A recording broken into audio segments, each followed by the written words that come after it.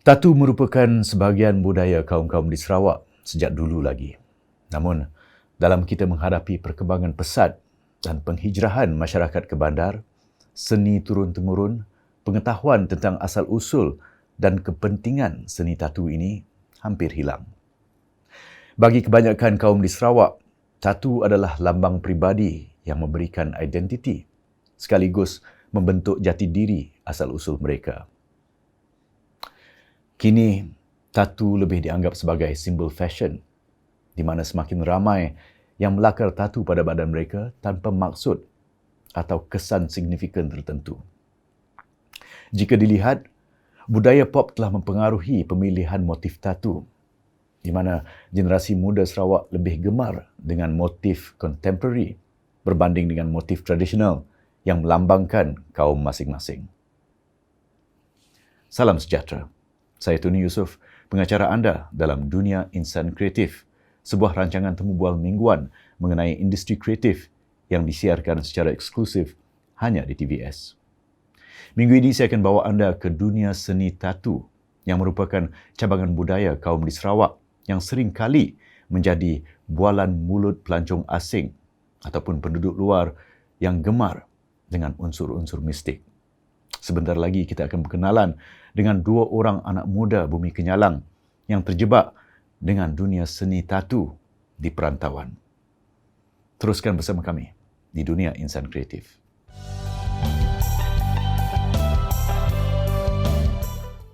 Tetamu kita kali ini adalah seorang anak muda yang telah berhijrah ke Kuala Lumpur dari Kuching sejak 4 tahun yang lalu untuk mendalami seni pembuatan tatu secara sendirian dan melalui pengalaman bekerja.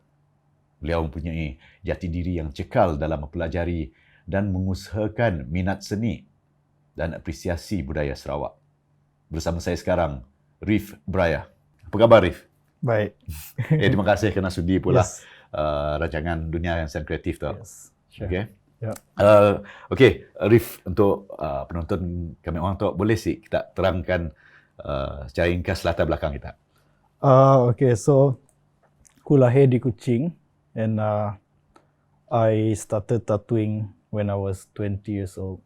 And from there, it's after college. And then lekat get into tattooing. I mean, I didn't finish my college, but then I got into tattooing and then it starts from there. Never look back after that. Yeah. Okay. Yeah. So kita belajar dengan siapa? Belajar dengan kawan ke macam ni? Mula-mula dulu, abangku dulu start. Okay. So, and his studio is right behind my college. So that explains why I That's why you always skip college and went to the studio go instead. to the studio instead, learn to draw, take a few needles, talk a few friends. And I started from there. Boleh terangkan sih, apa secara ringkas lah, tatu-tatu tradisi nak sedia ada? Apa tatu tradisi orang Iban kah ataupun kaum-kaum lain, dan mungkin kita tahu apa maksud di sebalik tatu ya? Actually, I'll just show you some stuff. Okay. Yes, so here is, this is more like a modern approach in some ways, but it's so basically you see here, this engkabang labuh. It's like this helicopter fruit. I don't know what it's called. Engkabang labuh. Labuh. Yeah. Okay. So it's basically just an imitation of nature. Right. So like here is palak gajah, means elephant head. It's kind of like an abstract copy of the Yes, actual thing. yes, like a simplified version. Right. Yeah, we can talk about the origins of it. So like most tribal that you see originate from Kenya I see. or Okay. Kayan. So these are like the original of like Lancaster. where tattooing came from. Okay. Where tattooing came from at first. So, and these are the tribes that really master their craft, and they're the one who started this tattooing culture. And back then the Dayak, Kenya, huh? yes, I see. and I see. back then the Iban, we more like a collector. You borrowed. You collect. Collect. Okay. So that's why the bunga terung is called we we recognize it as a berjalai symbol.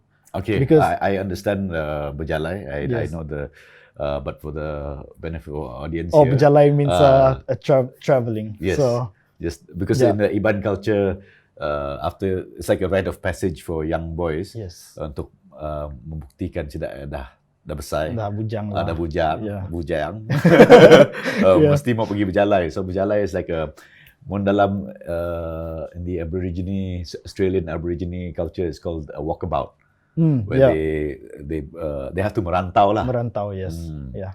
So dalam bahasa Melayunya merantau lah sebenarnya. Yes.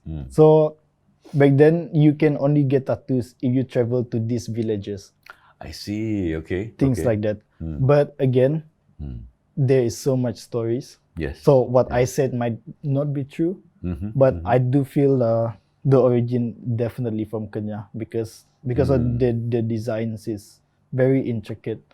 Pada pendapat kita nak, macam mana apresiasi seni tatu tu di kalangan orang Sarawak? Yang makin diterima kah ataupun yalah sebabnya pelik bah. Walaupun daripada adat, daripada asal kita tu. Tapi kami ingat lagi masa kami tengah membesar dulu nak, masa umur beberapa tahun dulu, keluarga lah selalu ada, oh si boleh ada tatu tu, orang jahit je ada tatu, bah only bad people have Samseng tattoos, lah. orang Samseng ada tatu. Yeah. So it was quite a taboo, which is I find very strange in a culture where we used to have, like my grandmother used to have tattoo. Yeah. In fact, masaya orang tua tattoo nama kah apa kah di tangan tidaknya nak. Yeah.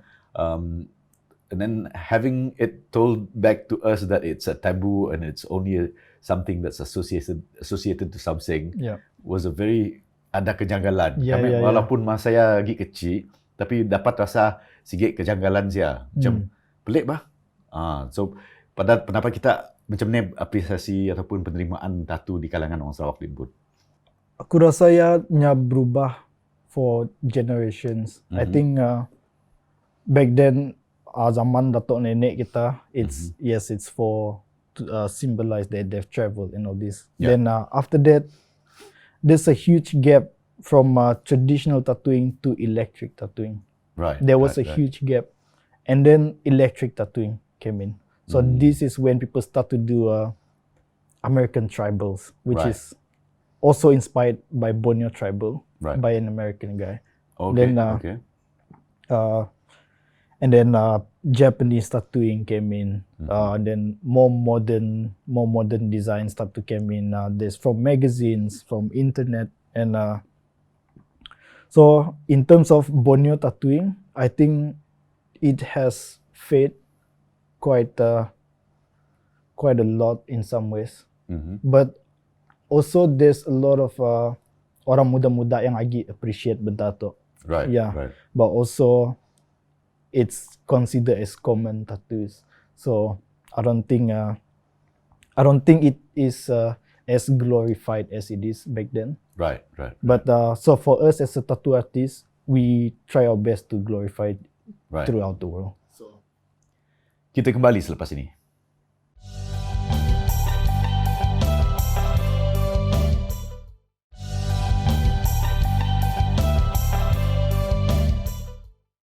Macam mana persaingan di antara tattoo artist in Malaysia? Adakah has there ever been like a time where seorang tattoo artist ya macam lokek ilmu, semua so takut mau spoil marketnya kah, nya semua ajar teknik-tekniknya kah, apa pernah sih ataupun is that a thing of the past and what is there any difference with now and before? yeah, I think part lokek I think until today memang masih ada lah. Masih ada. Yeah, for sure. Semua nunjuk skill For kan? sure. But tattooing industry in Malaysia masih kecil. Oh, So and for me personally, I try to have a very close relationship with all of them right. because right, I feel it's the only way we can educate at the same time. yes, you yes, know? yes. And that's the only way we can grow together and all these things. Exactly. And, And then competition is healthy anyway. oh yeah, for sure. Yeah. But also when it comes to competition, I think susah juga buat madah because every tattoo have like different style. Right. So, right. So your client might be different than my client because Right, of your right, style. right, You have right, different right, style, so you have different crowd. You know. Coming back to my earlier question Yeah. about the appreciation by our own Sarawakian people, I think the appreciation outside of Sarawak might be better and where people are more well informed, maybe. Either that or because of mungkin di Sarawak, let's say not diam kampung lah, mungkin the income level is not so great, so daknya pola din pun DIY tattoo je apa, compared to when people here, they appreciate the how kemas a tattoo is and how kacak it is nak. So they know who to go to, which artist is their preferred artist, macam ya. So you can see the level of the standards of tattoos di badan orang di situ lagi kemas, lagi kacak. Sure. Compared to bola di kampung time-time mabok ke For sure. Boleh nampak bah mun tatunya osak ke apa ke tu mesti palau tu. Yes, for sure. That's also why it's important for some tattooer to share, you know, because not everyone knows how to truly approach having a tattoo shop. So having a proper proper sanitized stuff or you know all these things, hygiene, right? yes. But then again, bukan salah sedanya juga because they just don't know, you know, because they are not exposed, they don't travel, they just stay ke rumah aja. Do you have an example of what you? Okay, examples maybe most of the time is hygiene. Right. It's right. really bad, and because how we sanitize our stuff is just like how doctors do their work. Yes. You know. Yes. Even our insurance is the same. They want, you know. So pakai autoclave semua nak? Mestilah. Yeah. So because we're working with blood, and also right. there's so much things that we need to know about skin as well. You know. So much can go wrong, right? A lot can go wrong. Yes. Your responsibility as a tattooer, not to just tattoo for just to put food on your table, but also to respect another person's body as well. Yes. You know, because I can just easily go to you and like, hey, come lah, let me tattoo you for free, you know. But you don't even question how good I am. You've never seen my work, you know, this thing. Right. So to me, there's no sada etik lah, you know, like it's very disrespectful lah to another human being.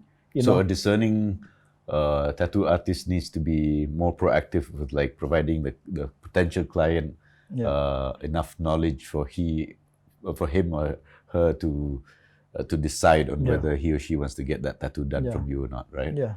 So tattooing is not a joke, guys. You have to think carefully before you go and get it. Yep. And then first and most important thing will be safety lah. Yep. And hygiene. Safety, yes. Okay, so before we finish, is there any parting advice you want to give to budding tattoo artists out there? Well, I think it's just be curious, always exploring, always question everything. You know, don't just take my word, but go and explore, find out. Maybe I'm wrong, you know. But yeah, just find out, be curious, always learning, and look at a lot of images and just understand origins. The only way to learn is to study the father of the craft, to study where it came from, and to respect the one who shaped the industry, you know, to know who they are, you know, who the players are, right? Yes, exactly, because they play such an important role in shaping the industry. So right. Okay, thank you very much, Reef, Yes. for being with us. Terima kasih kerana sudi datang menyerikan show Dunia Insan Kreatif tu. Yes, Terima kasih. thank you so much. Thank you.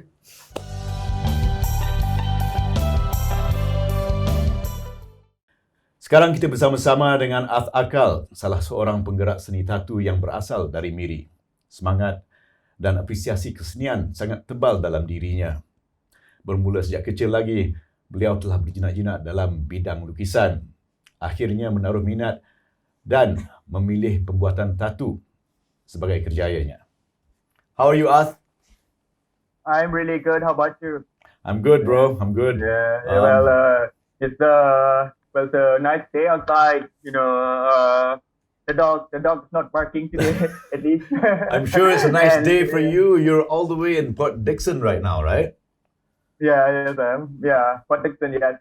Okay, Arth, so Okay. can you share with us who was Arth Ahkal before he became a tattoo artist?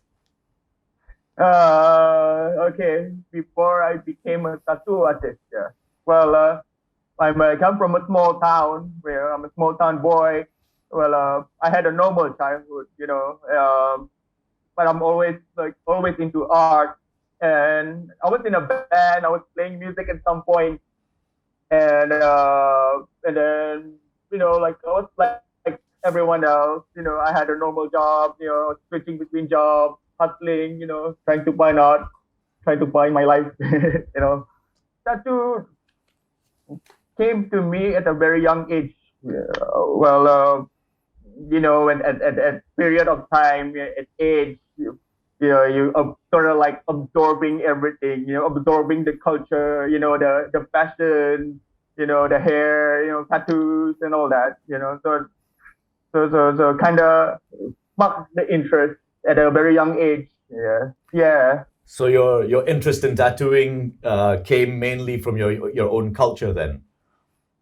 I can say part of it came from the culture, growing up, yeah, and seeing your grandmother, have them, like the old people around you have them, so it's sort of like a norm, but you're always curious, growing up, looking at those things, and you started asking questions, but at the same time, there were this media, this whole thing, like the celebrity, the rock and roll life, the culture thing, so it kind of like absorb, like in both ways, in both directions, for both Right. directions, yeah. Nice. Okay, Yeah. so with over 20 years of experience, right? You have toured to a few countries and throughout Asia and Europe, and you've worked with and alongside many prominent figures and artists in the tattoo industry. And just before the pandemic hit, you traveled to Germany, Italy, and the Netherlands. Could you share with us some of the most memorable moments or highlights of your career thus far? What would be the most memorable would be, having, I guess, I have to give credit to a friend, being able to have the opportunity to like work with this guy called Jeremy Law. He's kind of like a renowned Sarawakian tattoo artist, yeah. And then having that opportunity to work with him, kind of like open doors, for me to be, to expose, like being exposed to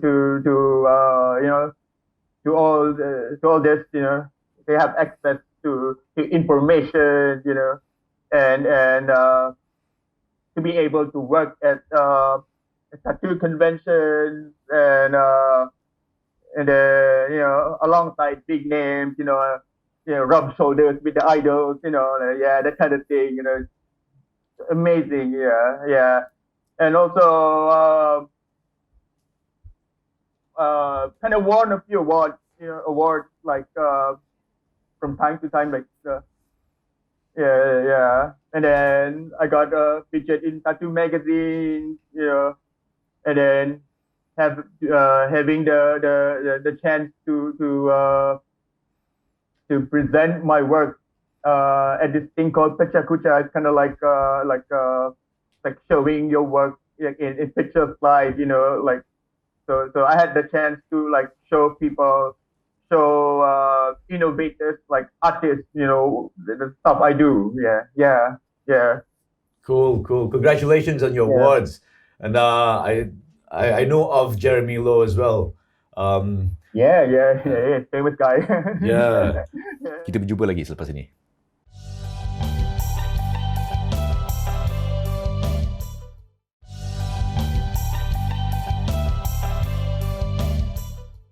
And in your view, how's the acceptance and appreciation of Borneo tattoos outside of Malaysia?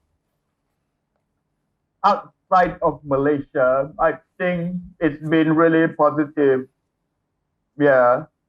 And, we've been going in and out of the country.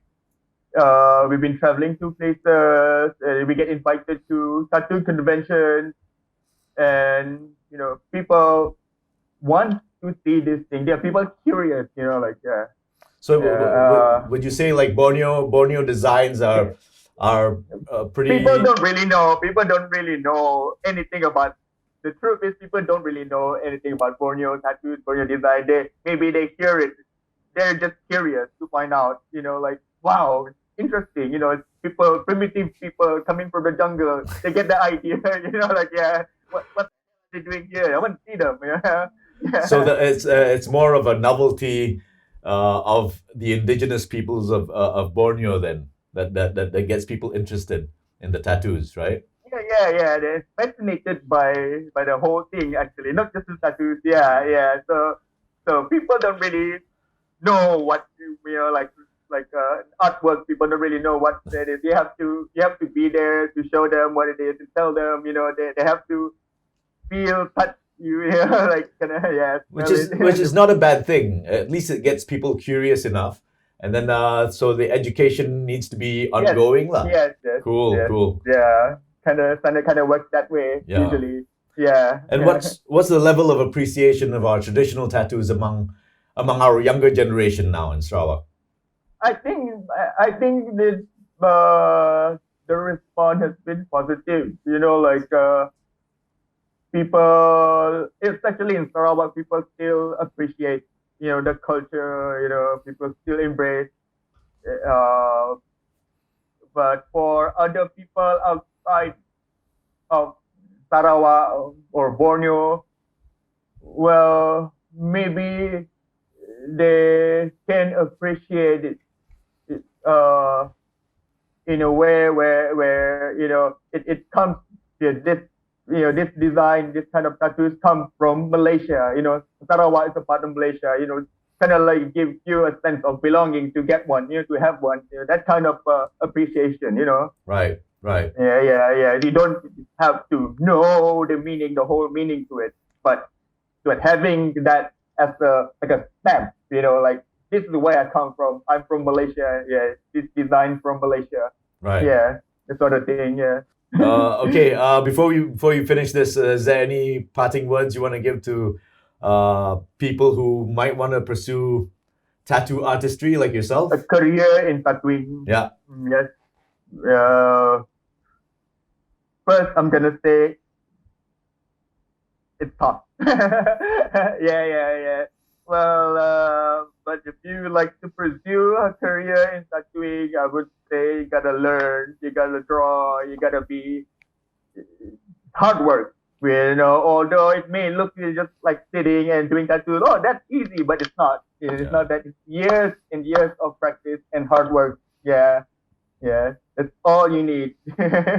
Well, thank you very much. Yeah, thank you very much, so Arth much. Ahkal. Yeah, It was thank you for your time. Yeah, a lot of good happy insights to be from you. here. Yeah. It's my first Zoom video. I'm very nervous. So I hope I did well. You did very well. Thank you very much. I hope you're staying well there. Stay safe in Port Dickson. You too, I'm yeah, still very yeah. jealous of you, by the way, because you're in Yeah. Port Dickson and I'm in Thank KL. you. Yeah. Okay, thank you very much. You take care. Yeah. Okay. I hope everyone's doing well right there. Okay. Thank you. Thank you so much. Thanks, Bye. Arth. Yeah. Thank you so Bye. much. Bye. Bye.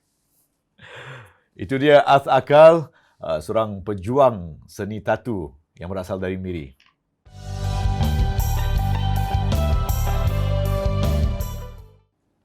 Ternyata, satu langkah proaktif diperlukan bagi mengekalkan keunikan kesenian tatu Sarawak. Banyak reka bentuk tatu tradisional telah pun hilang di telan zaman. Penyelesaian isu ini harus dimulakan dari akar umbi pembentukan tatu itu sendiri. Pengurusan studio tatu yang sistematik serta pemahaman seni reka bentuk tatu tradisional adalah sebahagian langkah-langkah yang boleh diterap untuk memelihara, mempromosi dan memasarkan seni tatu tradisional Sarawak agar tidak hilang ditelan arus kemodenan. Terima kasih kerana menonton. Ribuan terima kasih kepada tetamu kami, Reef Bryah dan Arth Ahkal, kerana sudi meluangkan masa untuk ditepun ramah dalam rancangan ini. Jumpa kami lagi di minggu depan pada hari dan waktu yang sama kerana banyak lagi segmen yang menarik menanti anda. Saya Tony Yusof. Kita jumpa lagi dalam Dunia Insan Kreatif.